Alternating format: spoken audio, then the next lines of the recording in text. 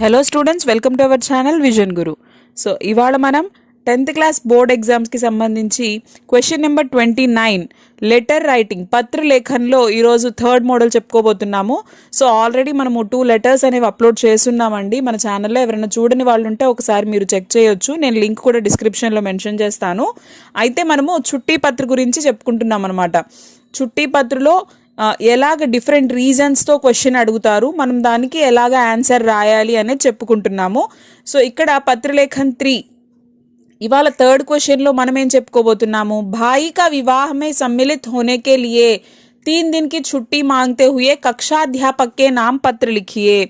So మనం already ఇంతకుముందు అంటే మనకి హెల్త్ బాగాలేకపోతే మనం ఎలా లీవ్ లెటర్ రాయాలనేది ఒక లెటర్ డిస్కస్ చేసాము. అలాగే మదర్కి హెల్త్ బాగాలేదు, తనని చూసుకోవడానికి ఇంటి దగ్గర ఉండాలి, లీవ్ కావాలి అనే రీజన్తో రాసాము. సో అందులో ప్రధానాధ్యాపక్ అని చెప్పాను. ఇక్కడ అప్పుడు కూడా చెప్పాను నేను, అంటే లెటర్ మనకి క్వశ్చన్లో ఏదైతే ఇస్తారో ఆ రీజన్ ఎవరికి రాయమని చెప్తారో వాళ్ళకి రాయాల్సి ఉంటుంది. అయితే ఇక్కడ కక్షా అధ్యాపక్ క్లాస్ టీచర్కి రాయండి అంటున్నారు. అంటే మీ బ్రదర్ యొక్క మ్యారేజ్కి మీరు వెళ్ళాలనుకుంటున్నారు కాబట్టి ఒక 3 days లీవ్ అడుగుతూ మీరు లీవ్ లెటర్ రాయండి అని చెప్పారు. అయితే మనం ఆ 2 లెటర్స్కి రాసినట్టుగానే దీనికి కూడా ఫస్ట్ ఏం చేస్తాము, right side top of the కార్నర్లో ఫస్ట్ ఊరి పేరు రాస్తాము, దాని తర్వాత డేట్ రాస్తాం అనమాట. ప్లేస్ డేటు ఉంటుంది. ఏ లెటర్ అయినా సరే మనము right side top of the కార్నర్లో ప్లేస్ డేటు రాస్తాం. ప్లేస్ పక్కన ఖచ్చితంగా కామా ఉండాలి, అలాగే డేట్ పక్కన ఫుల్ స్టాప్ ఉండాలి, డాట్ ఫుల్ స్టాప్ అనమాట.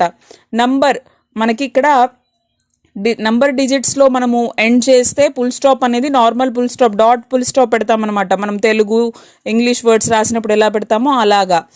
లేదు లెటర్తో ఎండ్ అయింది అక్కడ ఫుల్ స్టాప్ పెట్టాలి అంటే హిందీ ఫుల్ స్టాప్ అనమాట, పూర్ణ విరామ్ ఈ విధంగా పెడతాము, అది గుర్తుపెట్టుకోవాలి. సో కడప ఎందుకు రాస్తామో కూడా మనము ప్రీవియస్ వీడియోలో డిస్కస్ చేసాము. ఎందుకు కడపనే రాయాలి అంటున్నానంటే ఈజీగా ఉంటుంది. చదివే పిల్లలు ఏదైనా స్పెల్లింగ్ నేర్చుకొని రాస్తారు, కానీ కంగారులో స్పెల్లింగ్ మిస్టేక్స్ రాసే ఛాన్సెస్ కూడా ఉంటాయి. బట్ కడప అనేది చాలా సింపుల్ వర్డ్ అనమాట. ఇక్కడ మాత్రాలు ఎక్కువ ఏముండవు, డిఫికల్ట్ సంయుక్తాక్షర్ కానీ ఇలాంటివి ఏముండవు, సింపుల్గా ఈజీగా ఉంటుంది. కాబట్టి నేను కడప చూస్ చేసుకొని కడప రాయండి అని చెప్తూ ఉంటాను పిల్లలకి. సో కడప దినాంక్ డేట్ అనమాట, ఫుల్ స్టాప్. నెక్స్ట్ ఇక్కడ మనము లెఫ్ట్ సైడ్కి వచ్చేసేసరికి ఎవరికి రాయమన్నారు, క్వశ్చన్లో కక్షాధ్యాపక్కి రాయమన్నారు. సేవామే శ్రీ కక్షాధ్యాపక్. లేదు క్వశ్చన్లో మీకు ప్రధానాధ్యాపక్ ఇచ్చారు, శ్రీ ప్రధానాధ్యాపక్. ఈ విధంగా 10वीं కక్షా 10th క్లాస్. సో కామాలు ఇక్కడ సర్కారీ పాఠశాల గవర్నమెంట్ స్కూల్. ఇక్కడ మనం ఎలాంటి స్కూల్ నేమ్ని మెన్షన్ చేయట్లేదు, సర్కారీ ఈజీగా రాయొచ్చు. సర్కారీ అనే స్పెల్లింగ్ కూడా చాలా సింపుల్గా ఉంటుంది. వీలైనంత వరకు నేను ఇచ్చే లెటర్లో కంటెంట్ అనేది మీకు ఈజీగా అర్థం చేసుకోవడానికి, ఈజీగా ప్రాక్టీస్కి నేర్చుకోవడానికి బాగుండేటట్లు నేను ఇస్తున్నాను. సో సర్కారీ పాఠశాల కామా ఎక్కడి నుంచి రాస్తున్నాం, కడప నుంచి రాస్తున్నాం కదా. So Kadapa full stop, Hindi वाला फुल स्टॉप. नेक्स्ट महोदय सादर प्रणाम. निवेदन है कि मेरे भाई का विवाह 3 दिनों में हैदराबाद में होने वाला है.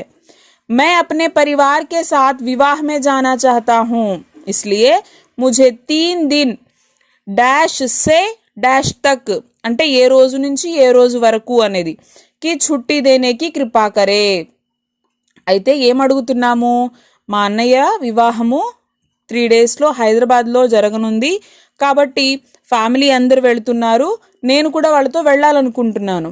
అందుకని నాకు ఒక 3 days పలానా డేట్ నుంచి పలానా డేట్ వరకు నాకు లీవ్ కావాలి అని చెప్పి అడిగి ధన్యవాద్ థ్యాంక్ యూ. సో ఇక్కడ మనకి హిందీ లెటర్తో ఎండ్ అయింది కాబట్టి థ్యాంక్ యూ అనేది ఫుల్ స్టాప్ కూడా హిందీ ఫుల్ స్టాప్ పెడతాం మనము. నెక్స్ట్ మళ్ళీ రైట్ సైడ్కి వచ్చేసరికి ఆప్కా ఆజ్ఞాకారి ఛాత్ర యువర్స్ ఫెయిత్ఫుల్లీ యువర్ ఒబీడియంట్లీ అని రాస్తాం కదా, అలాగా హిందీలో ఆప్కా ఆజ్ఞాకారి ఛాత్ర కామా కాఖాగా నేమ్ రాయాల్సిన అవసరం లేదు. ఇక్కడ మనము దీనికి బదులు ఇంటూలు కూడా పెట్టుకోవచ్చు, ఇబ్బంది ఏం లేదు. కాఖాగా కామా 10वीं కక్షా 10th క్లాస్ కామా క్రమాంక్. ఇక్కడ చూడండి, ఇక్కడ ఇంటూలు పెట్టిన తర్వాత డాట్ ఎందుకు పెట్టాము, క్రమాంక్ అంటే ఏంటి, రోల్ నెంబర్. నంబర్ అంటే డిజిట్స్లోనే ఉంటుంది కదా, నంబర్స్లోనే ఉంటుంది కదా. సో అందుకోసమని ఇక్కడ మనము ఈ ఫుల్ స్టాప్ని పెట్టామన్నమాట. ఇంతే, చాలా సింపుల్ లెటర్ అనమాట. సో ఈ విధంగా కానీ మీరు ప్రజెంట్ చేసి స్పెల్లింగ్ మిస్టేక్స్ లేకుండా రాస్తే మీకు 8 మార్క్స్ అనేవి ఖచ్చితంగా ఇవ్వడం జరుగుతుంది. సో చాలా సింపుల్, మీరు ప్రాక్టీస్ చేయాలే కానీ త్వరగా నేర్చుకోవచ్చు, ఈజీగా నేర్చుకోవచ్చు. ఐ హోప్ మీ అందరికీ ఇది అర్థమైంది అనుకుంటున్నాను, హెల్ప్ అవుతుంది అనుకుంటున్నాను.